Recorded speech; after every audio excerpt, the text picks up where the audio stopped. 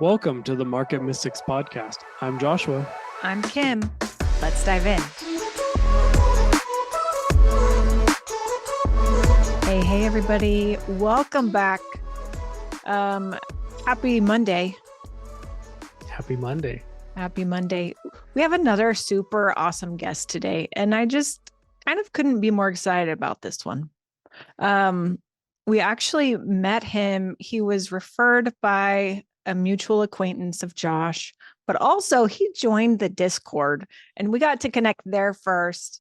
And then we were able to set up a Zoom and chat and, get to know one another. And so I'm super excited to have him with us. Yeah, I think Kim pitched that well. So it just sort of like was one of those people where we sat down on a Zoom. We're just like, hey, this is us and this is you. And both of us were like, I like it. It's great. And so Jeff, welcome to the podcast. Welcome to the Market Mystics. Glad to be here. Yeah, you're a newer friend of ours, but it's just when we were talking, there were so many, I guess, synergies or similarities between the things you're involved in and the things we're involved in, and just kind of our heart towards the Father and towards humanity there were so many similarities that we're like, this is great. I love it when you meet someone like that. So welcome. If you would just kind of start, tell the people a little bit about yourself. Okay. So I am California raised, born and raised in California for the bulk of my life. I don't know if I should say the bulk anymore because I'm much more older than that since I left. So I grew up in California in the Bay Area, went to high school, went to LA to Azusa Pacific University. Actually, I'm drinking out of my alumni mug right here. Got a degree in music with the intention of going into music ministry. Even from an early age in high school, I heard the Father calling me to music ministry. It was always been music, first of all, has always been a part of my life. Since a little child, learning how to play piano and moving on to other instruments in junior high, and all the way through, I was doing music. So that was a passion in my heart. It made me come alive. And so went to school in LA, Azusa Pacific, as I said, got a degree in music. And then everything flipped upside down, in a sense, in a good way. His Father got a hold of me and really kind of redirected courses. You go to school with this certain expectation of what you're going to become, right? As a matter of fact, in high school, they say, "What are you going to become? What's your desire?" And they start early on you. What are you going to do when you grow up? And sometimes we still say, "I'm still growing up, so I'm not sure."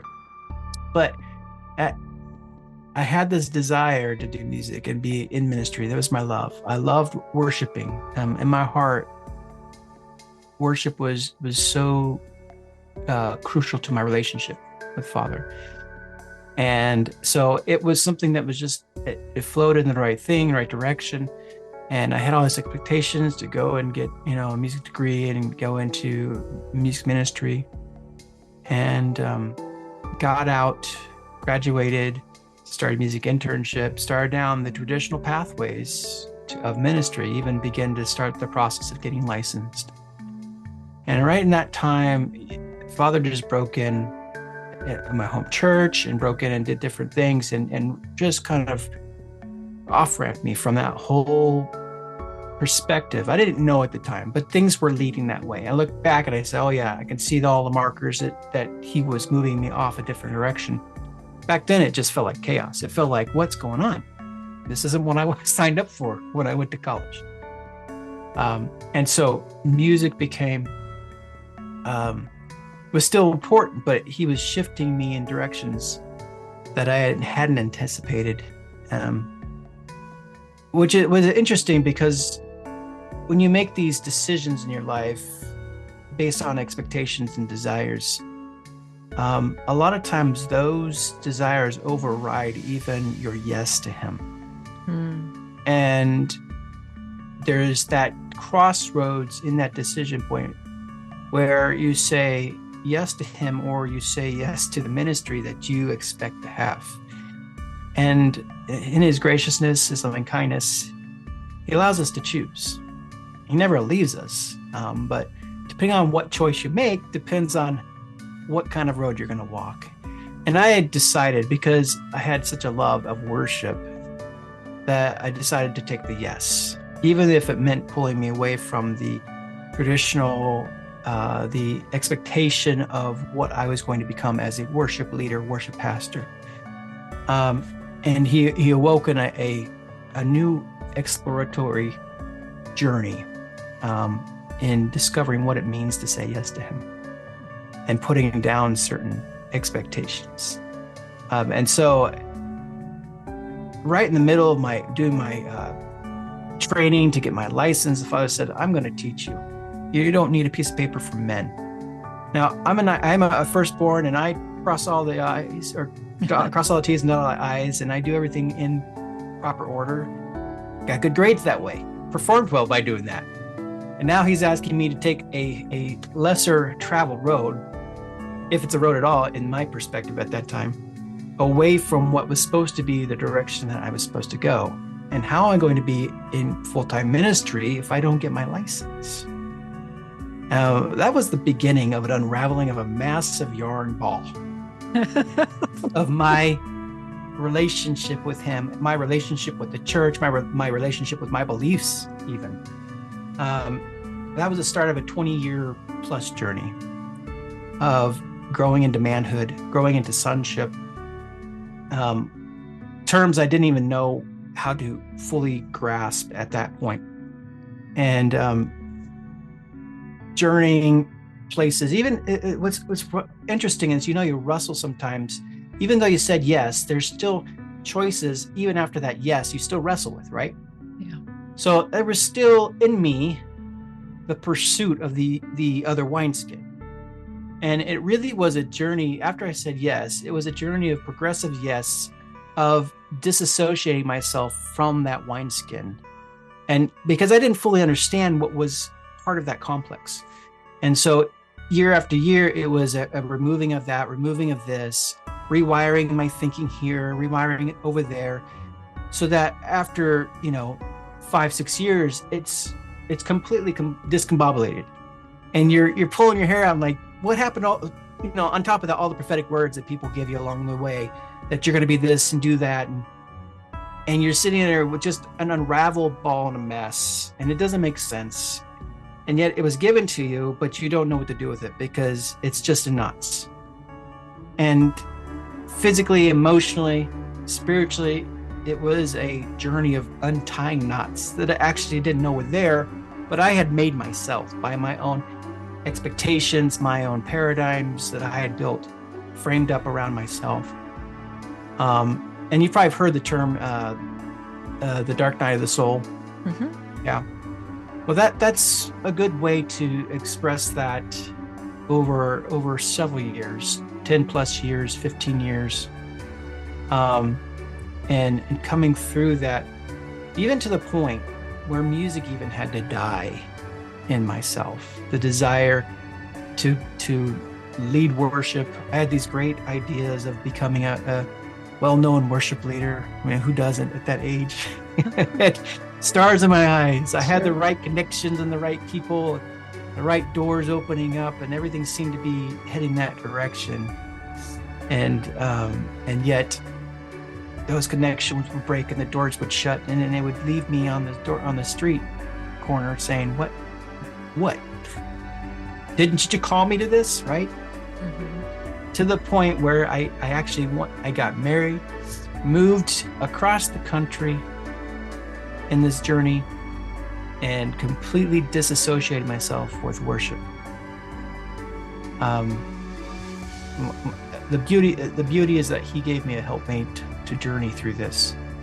And I know I'm skipping through a lot of things, but we together decided we're going to disassociate from our traditional dreams and expectations and just say yes. Yes, yes, yes. Even if it means journeying into a land I don't understand, doing something I'd never expected to do with my life. And just taking a look at, like, say, my work resume, you would say, why did you go to get a degree in music? Because you didn't use it at all. Any of the jobs you did. Why? What's the correlation here? Because it didn't make sense. And I had a very, very long resume of different jobs. I did them well. They were seasonal in the sense that he had me in a place for a time frame and then moved me in another place and then another place, always progressing into a different role and position of influence. Working with defense contractors, working with highway, byway project managements, working in schools, doing real estate, doing construction, various IT jobs. It was all over the place. And during that time, there was, like I said, the unraveling and the unplugging, and really removing me out of the worship scene. And we had to come to a place where we said, we're even disconnecting from the concept of church, the organized church. And we're going to go and do church in the living room. So whatever that looks like, organic church. Rediscovering what it means to have relationship in a community setting. And that's another story, another portion of this journey that has some really deep rabbit holes that I don't think we have time to go into, but it's part of that bigger part of disassociating from a wineskin that was hindering me from becoming who I was supposed to be.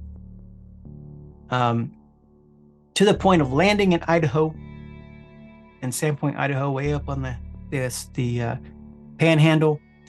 I remember saying this when we first moved. We unplugged even there. We sold half our belongings, put everything else in the truck, put the car in a trailer, and hauled myself, my wife, my two older boys across the country to a land unseen, unknown, and with no job or home to land in.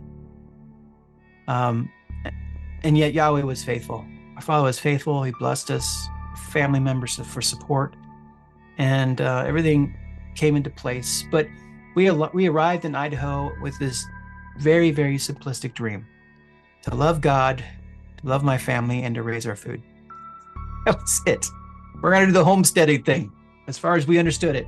Nice. And in church and all that stuff and all the organizational structures of that stuff and everything that came with it, we're going to put it over there. We're not going to work on that. We're not going to deal with that. We're going to go somewhere else and see what happens.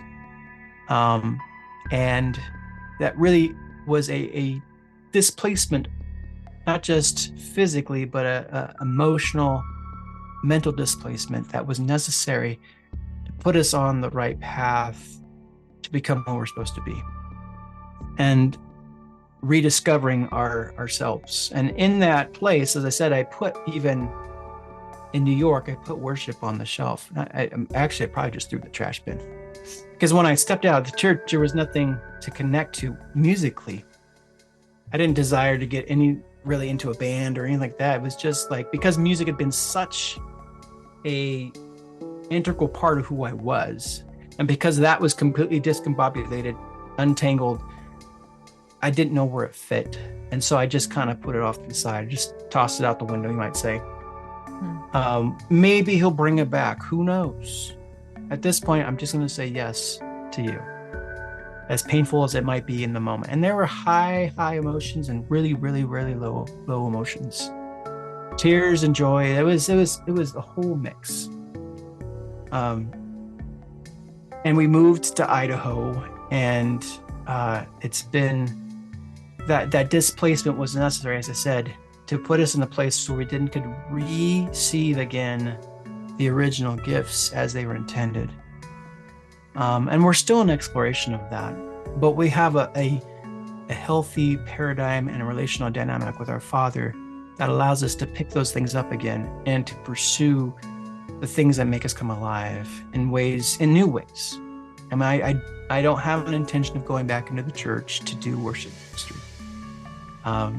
I have a different viewpoint as to what worship and what music is going to be and how it should be expressed in the the direction of the new wineskin that Father's releasing the earth. And I'm open enough to embrace the new stuff, but remembering to keep it lightly as we continue to guess moving forward. So music's come back in, obviously, and I'm engaging in ways I never thought I would with it. But it is a reflection of my passion as it was meant to be, not based on traditions of men and functions and programs and things like that, and performance mentality that was so woven into the fabric of even the most well-intentioned of programs and churches. So yeah, that's a little bit about. I know I've gone all over the place with this. I'll hand it off to you. What's next? I really appreciate you sharing all that. There's a dozen different conversations just off of that. But I want to ask you my favorite question to ask people, because it's like you've just told us about kind of who you are and where you've come from. But my favorite question to ask people is, if someone was talking about you behind your back, how would you want to be known? Like, we know where you've come from, but how do you want to be known now? That's an easy question for me. It's easy yet complex. There's so many layers to it. I would want to be known as a son of Yahweh, first and foremost, because one, that would be a connection point to my older brother Yeshua HaMashiach, who I look up to the most. I want to be like him. So to share that name with him, a son of God, I think is probably one of the most significant names that could bear someone saying about me. I love that. I want to commend you for really kind of opening up about your origin story and how things have, I mean, I don't know if you would say that it's come full circle, but that unwinding process of all of this, what you had been programmed to know about kind of who you were made to be, but having to unwind from that to actually get into who it is. I think not only is it commendable to be able to share that, because there are so many people who wind up having to do the same thing, but also for sticking to it, like for constantly saying yes when the choice is brought up time and time again. And, you know, I don't have the same story, but I know how that is, you know, like, here's what he's called you to. Now I say yes, and I go start doing it. And then something else comes up that gives me a choice to say no. And even in the hard times and even in the lowest of the lows, you still choose to say yes. And I think that just really speaks to your character and that relational piece that you do have with the Father and how much that means. So just, I don't know, kudos. I just really honor you for that. Thank you. Thank you. So you mentioned a little bit that music has come back into your life. And I think it's come back in a really neat way. And so I wonder if you would just share with the listeners a little bit about what music looks like in your life right now. Sure. So I have a classical background, which means I have a degree in classical music and play multiple instruments. And so that it's part of my musical DNA, you might say. But in the journey, I discovered computer music. You might, describe it that way, in the early days, where you create loops and you do all those drum beats. And I didn't realize it then, but as I just gave myself to it, I realized I became a real EDM fan and electronic music. And I started to go into that. And I realized it's not just dance music that you use your computer to create music for, but that's the big area of that. It's blossomed massively since then, what you can do nowadays. But I began to grow in my computer skills, grow in my electronic music orchestration skills, and started to really step more into more of the trance and meditative stuff. Because for me, music is a way of, I think for most people, it's a connection point. It's a not connection point. It's a vehicle to connect with. And so music became a vehicle for journeying inward. Matter of fact, my first album, Door on the Floor, is about journeying inward to rediscover our origin in the eternal gates of our Father and his realms. And so music is entertainment, but that's kind of a sub benefit. For me, music is a way to reach in to the core of who we are, and discover, if we're really truly honest with ourselves, to rediscover who we're supposed to be.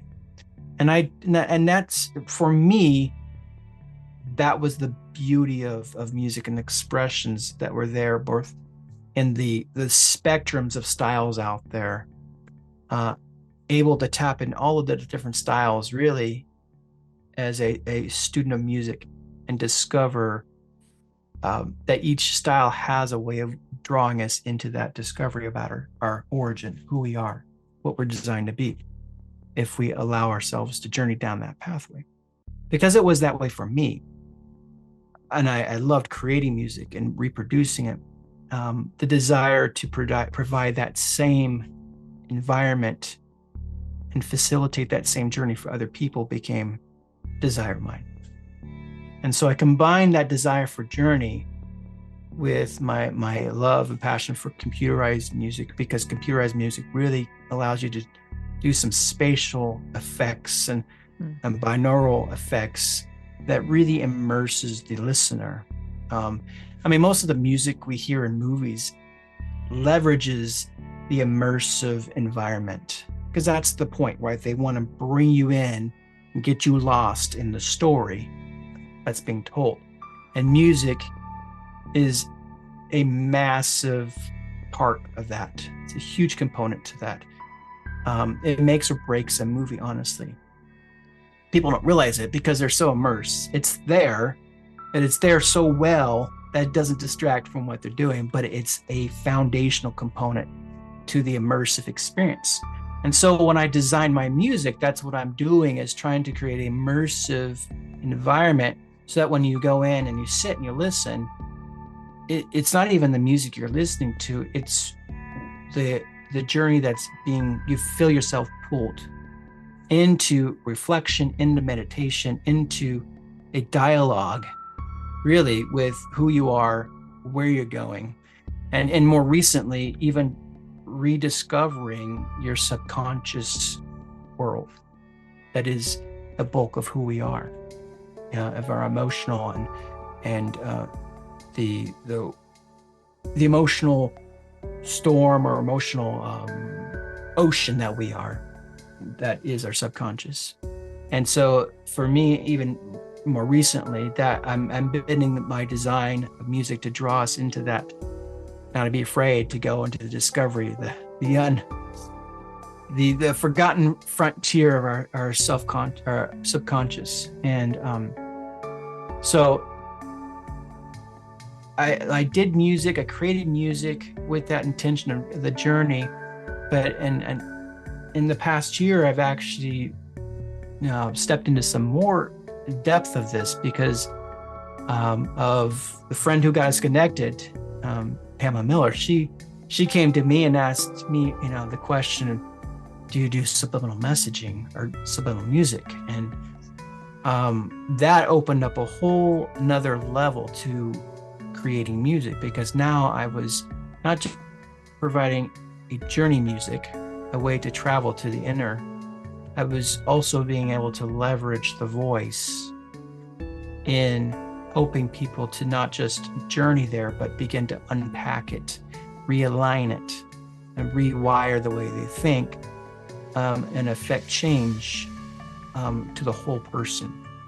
And so it moved away, not moved away, it encompassed another almost industry, right? The health and wellness industry. You heard me talk about this before.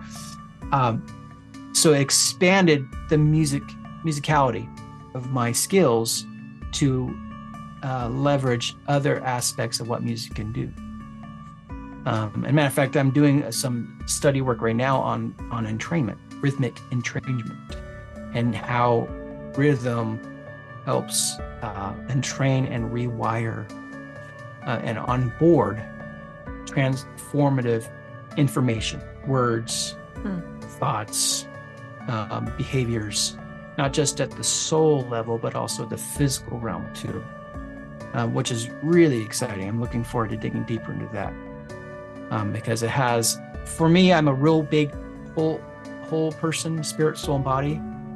You know, we target certain areas, but sometimes you need the real potential stuff, powerful stuff is that particular technology that targets all three of those at the same time and incorporates engagement from the physical, the emotional, and spiritual at the same time is so much more dynamic in a transformation of a person to who they're supposed to be.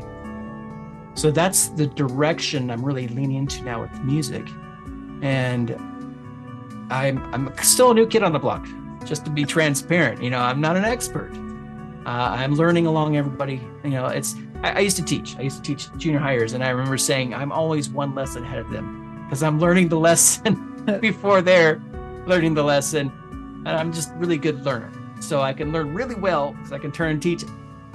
I use that still in my thought process. I'm still learning, and the truth is that we're all experts to a degree, but there's always more room to learn more and to grow.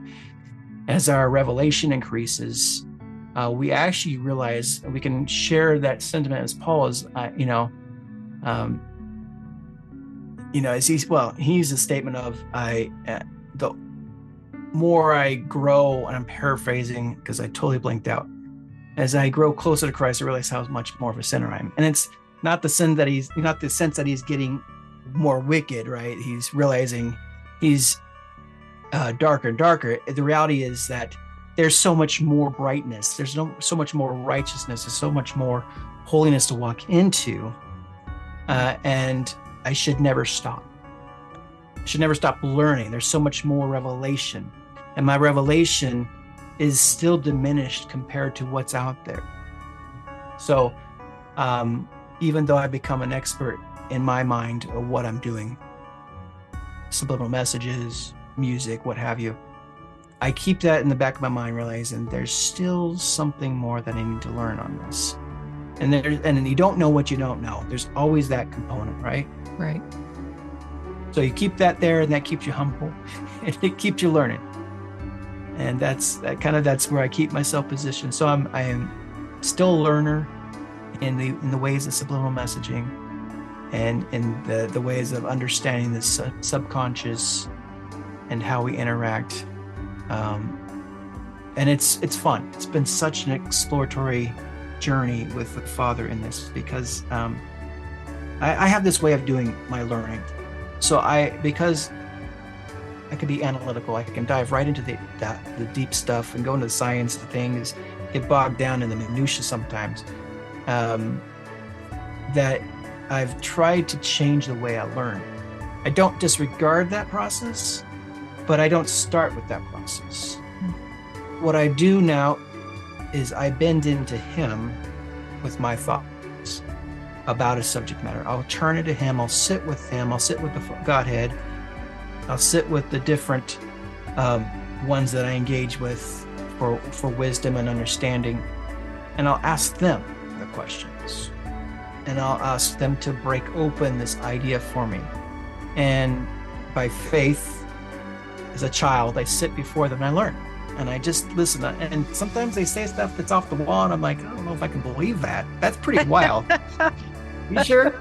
This is how I work with this, because I'm really analytical, and they know this, and I can do, I need to know how 2 + 2 = 4 in this circumstance. You tell me this, well, how does it work with this? Does it work out right? And sometimes it just doesn't. But I've learned to be childlike in it, so I'll hold on to it, just let it sit there. But as I do that, then when I'm released to go in to study the analytical and dive into the minutia, I'm finding a interpretation, almost a Rosetta Stone for how I understand this information. And it starts to unlock it deeper than what I would have done on my own through a mental ascent of educating myself. Mm-hmm. And then I'm able to take this information and correlate it to what's been spoken before. So this becomes the precedent for the information below the sun, right? Above the sun information is the filter for under information, and it gives it depth, length, height, and width. And it makes it much more impactful because it's born out of relationship versus out of a mental ascent and self-righteousness, in a sense of obtaining a level of skill or information. And so that way of thinking and learning has helped me engage with some of the science stuff, and even dealing with some of the stuff that we would say verboten in the church. Don't go touch that stuff. Don't read that stuff. Mm-hmm. Because I started a relationship, I'm not scared of going into that stuff, the new age things, and looking and reading and seeing what's there as it's reflected out of the relationship. And I think it's just part of the journey of maturing as a son, first of all.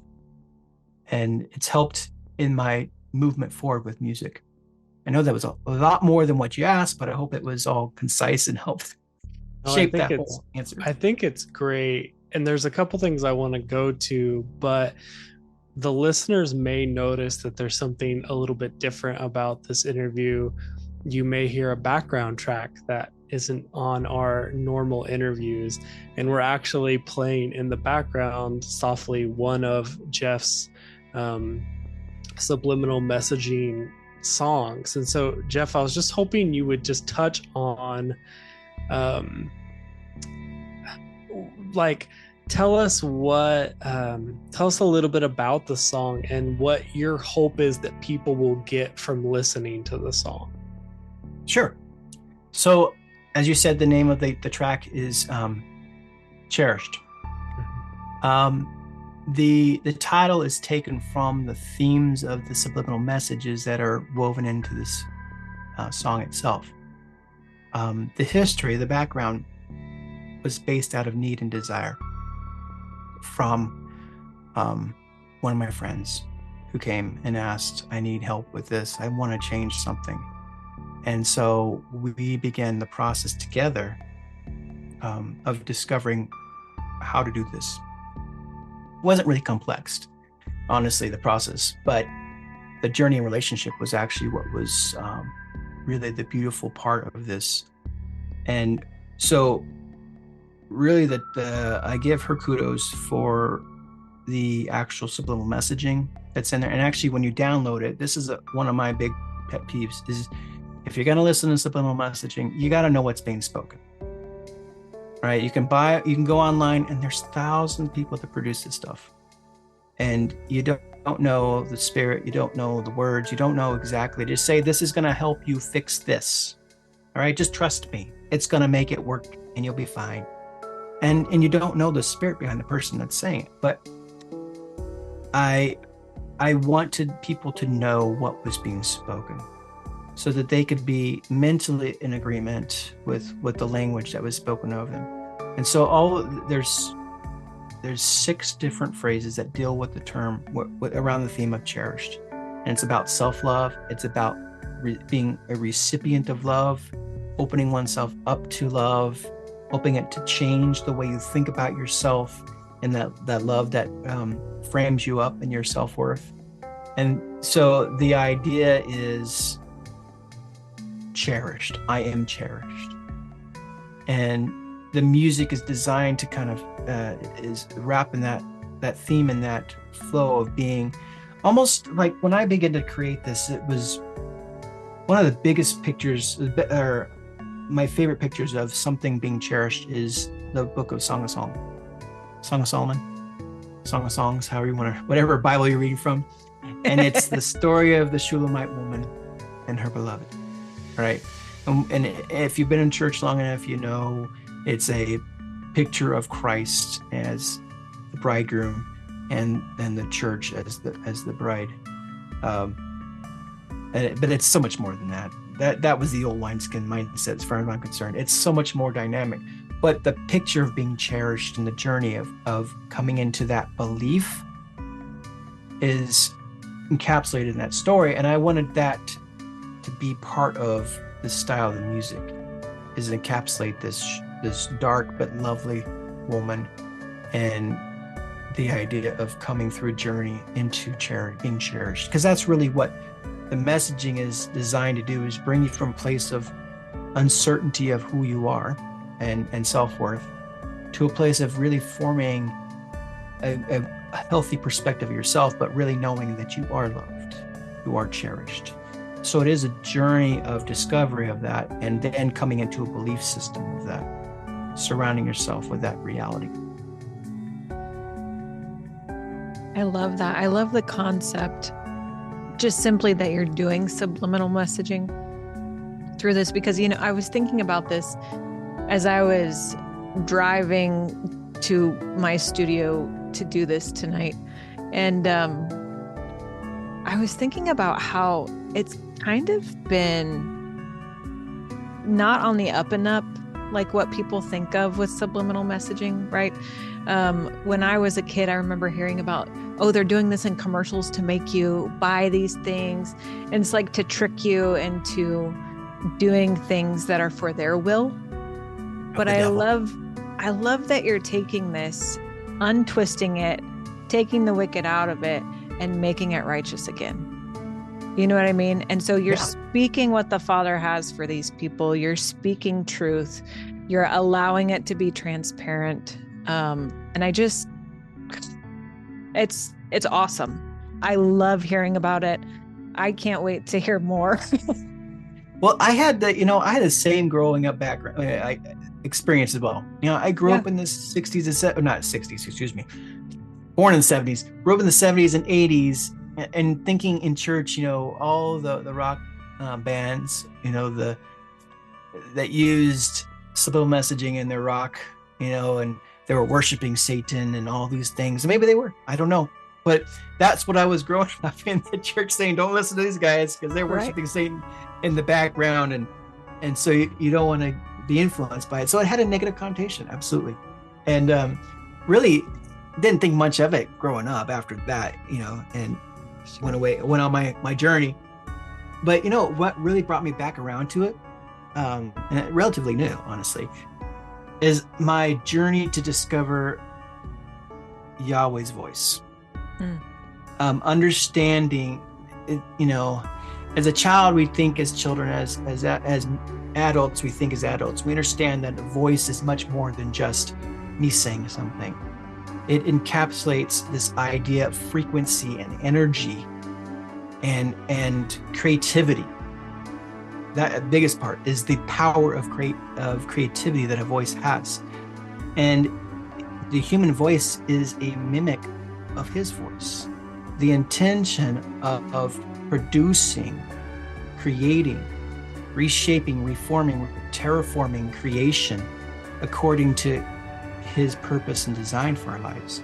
And so for me, the subliminal voice and the message is a absolute reflection of Yahweh's voice resonating on us all the time. We don't realize that his voice is constantly resonating. It doesn't cease to talk. It doesn't cease to roll over us in the spectrum of frequencies that is his voice. And on top of that, one of the things that even locked even more is the revelation that we have a cloud of witnesses that aren't just sitting up there as spectators like some football game and looking down at us and waiting for our time to be up so they can come see us or we can go see them. They're engaged. Matter of fact, many of them are mandated over our lives, and they're engaged with us at a personal level. Their frequencies are also vibrating over us. They're cheerleaders. They're speaking into us exhortations. But they're not resonating in English or Russian or Chinese. Maybe they are sometimes when they need to wake us up. Yahweh speaks to us in the language that we currently is our primary language. But the reality is that they speak at a higher level frequency of language, which is light. It's energy. Uncreated light is our Father's voice. And the full spectrum of the light frequency, energy frequency, is encapsulated in his voice. And so for me, if that is how he broods over us, hovers over us, communicates to us in that broad spectrum, to me, it just made sense to use the voice, even when it can't be heard audibly, to engage creative activity to transform us into who we're supposed to be. It's a concept that's, scientifically, and the government has things in place just to protect, the people from the malevolent people out there. But just because it's malevolently used does not mean that it doesn't have a purpose, a higher purpose, a better purpose of transforming in a good way and a benefit. So it's a tool of great benefit and potentiality to transform people and ultimately bring them into relationship with the one that created them, designed them to be a certain way. And that's my desire really out of that. But it is a beautiful tool because it leverages the creative voice of men who are a reflection of him, who does that every day over us. So good. Yeah, I think it's amazing. I want to go back to something you said earlier when you were talking about like first getting into electronic music and trance music and how just kind of that topic. But I've had several conversations with some friends. EDM's probably my favorite genre of music, and I've had several conversations with friends who, have been around the festival scenes where, you go and you're listening to this music and maybe or maybe not there's psychedelics involved, but the music takes you somewhere. Like you go somewhere, you experience this. And sometimes it's really beautiful. It's like, oh my gosh, like I felt so loved, I felt so cared for. But a lot of times it's not. And so I just remember having this conversation with a friend about if music can take you somewhere you don't want to go, then it can also take you somewhere you do want to go. And I purchased your Door in the Floor album after we talked a couple weeks ago, and I've probably used it 5 or 6 times in the mornings when I meditate as just kind of a background track to my meditation. And I really enjoy it because one of the things we talked about the first time was your intention in creating the music, but also the frequency of what you're carrying, that you're putting into the music anytime you create something. And so I love that was your heart, is to create this music that helps people connect with themselves, which is ultimately connecting with their creator, on that journey. And so I'm curious, like, what is on your to-do list as far as creating? Are you doing more albums? Or more of the subliminal messaging, or like what's on the table for Jeff in the music ways? Yeah. So there's only one Jeff. And I wish there were 5 more because of all the creative things that I've got in my head to do. And then one person to manage it all. So I'm currently working on another album or another track, subliminal track. And it's going to deal with the expansion of the subconscious and discovery of that, the mind, and expanding the mind and unlocking parts of our mind that we don't use. But that's going to it's going to start blending a little more towards, the last one was more meditative. This one's going to move a little more into the ethereal, more trance EDM style, So I really want to go that direction. Not all the time, but I want to move that way. Most of my stuff has been more meditative stuff, given the audience that I, kind of in community with. But I want to explore the EDM style more with my music. I am doing albums. That's my plan, to start doing more series of these subliminals. I'll probably do a combination of subliminal stuff as well as regular music. One of my desires, my goals or plans, is to actually create an app where people can listen to music as well as subliminal and make customizations with all of that. Which is actually part of it's called Loaded Music. It's in development. So that's, like I said, I wish I had another person, because I could just have someone working on that alone, getting that up going. But I'll probably, like some of my older stuff, I'll probably create some subliminal tracks for as well. And so I'll have the loaded and unloaded versions people can listen to. I like that. That's the direction. But I also am building, I have a Discord server too, so I'm wanting to engage people in conversation about this stuff too. Because, as I said before, it's a tool. So I really want the tool to be leveraged to draw people into relationship. And so there isn't really a community on subliminal music out there for believers. And I've been on a couple of, I know I'm segueing a little bit to something else, but here I'll come back around. But there are communities out there, subliminal music and messaging, but it's dark and painful. I mean, it's all about the plastic surgery concept in the subliminal community. How do I change my eyelashes to make them longer? How do I change the skin color? How do I change someone's heart so they start loving me? In the religious sense, they'd be like, we stay away from these people. They're messed up. We don't want to get mingled up. But the reality is, this is the highway and byways, and people are broken out there. They're longing for transformation, and they're reaching out for what's available. And so for me, I see it as a place that to grow into subliminal music more so. The other aspect is EDM is such a, if you look up EDM, it's a huge tent. There's a bunch, there's hundreds of styles out there. But the reality is the younger generations are sitting in there, in that tent. And they're journeying around, and they're the ones trying out the subliminal messaging because they're hurting inside and they need some fix. So and so these two different genres that seem separate are actually really related.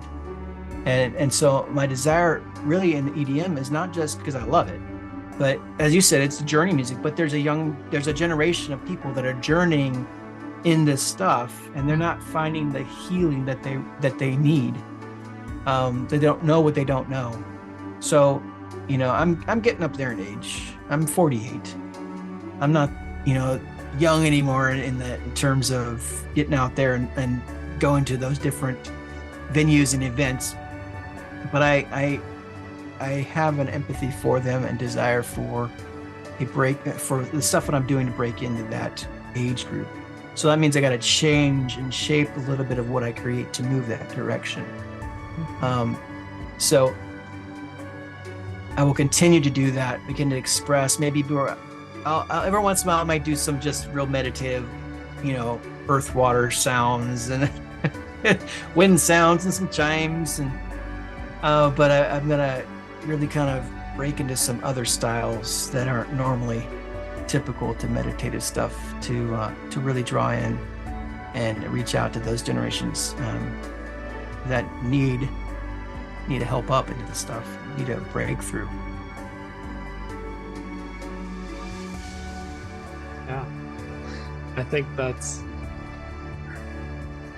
I think it's so cool what you're doing, just because like it's like I've been having these conversations with friends, and then I meet you and it's like, oh yeah, he heard that too. Like he also heard the need for that to exist, and he has the musical skill that I lack to actually make it a reality. And I think that's really amazing. Yeah, it'll be interesting to see what happens. I don't foresee myself putting on a Deadhead, or Marshmello putting on my head and doing some, DJ stuff or concert like that. But who knows? Never say never. I don't know. It'd be fun. Whatever Yahweh has, it's my desire. Honestly, like I said, music is such a delight to my makeup, who I am. But more than that is my relationship. And so whatever he does with that in relationship with him and others, that I'm good with. I'm good with that. So. Yeah. Love it. Well, Jeff, thank you for being with us and being willing to come on and share your story, your origins, the trajectory you're on, all of the things in between. It's been such a pleasure. What an honor to have you on the show and to even just get to know you a bit. Absolutely. Thanks for having me on. I'm excited to have met people like-mindedness and made new friends with you guys. So thank you for having me on and having this chance to just share who I am and break bread with you guys spiritually. Yes. Thank you so much. All right, guys. We'll see you next time. Thank you for sticking around. Listen for new episodes every Monday and Thursday. Find us on all social media platforms by searching for Market Mystics. Don't forget to follow and subscribe. Visit upperroomcd.com, where you can find more information about the hosts, projects, and guests. Go deeper by booking a coaching appointment focused on redefining identity and wealth in your life. See you next time.